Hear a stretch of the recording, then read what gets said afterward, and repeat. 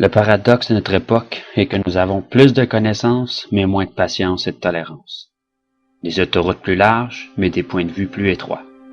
On dépense plus, mais on a moins. On achète plus, mais apprécie moins.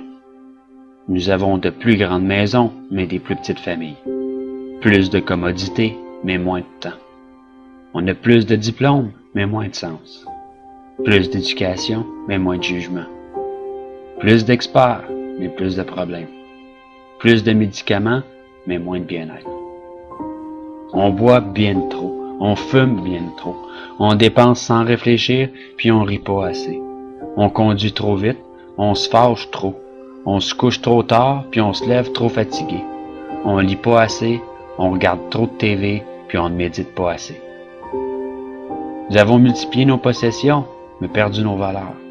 On parle trop, aime trop rarement, puis haït trop souvent. On a appris à gagner sa vie, mais pas à la vivre. Nous avons ajouté des années à la vie, mais pas de vie aux années. Nous sommes allés sur la Lune, mais il nous est difficile de traverser la rue pour rencontrer un nouveau voisin. Nous avons conquis le cosmos extérieur, mais pas notre chaos intérieur. On fait des choses plus grandes, mais pas meilleures.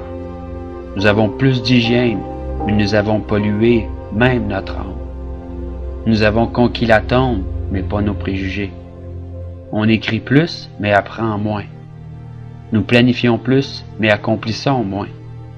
On a appris à se stresser, mais pas à patienter. Nous construisons des ordinateurs pour retenir plus d'informations, produire plus de copies que jamais auparavant, mais nous communiquons de moins en moins. Nous sommes à l'ère de la restauration rapide, mais de la digestion lente.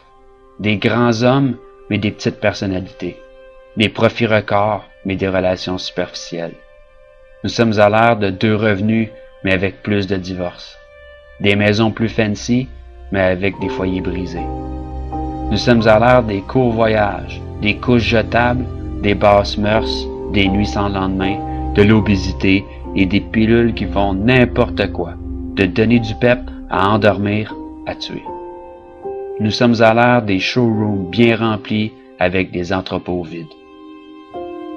Rappelez-vous de dire « je t'aime » à votre partenaire et à vos bien-aimés. Mais surtout, pensez-le. Une bise et une accolade soulageront un mal lorsque sincère. Souvenez-vous de vous tenir la main et de chérir ce moment présent, lorsqu'un jour cette personne nous quittera.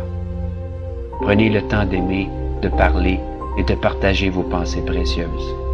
Et n'oubliez jamais que la vie ne se mesure pas au nombre de souffles que vous prenez, mais par les moments qui nous coupent le souffle.